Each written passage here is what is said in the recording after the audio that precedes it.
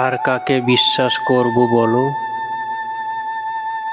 যাকে নিজের চাইতেও বেশি বিশ্বাস করতাম, যার কথায় চোখ বন্ধ করে ভরসা রাখতাম, যার হাসিতে শান্তি খুঁজে পেতাম, যাকে কখনো হারানোর ভয় পাইনি, শেষে সেই মানুষটাই সবচেয়ে বড় প্রতারণা করলো।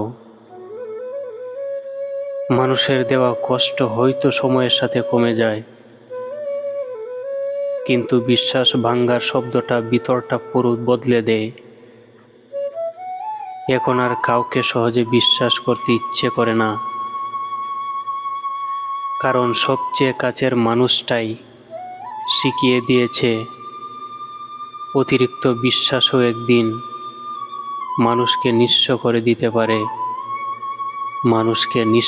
দিতে পারে।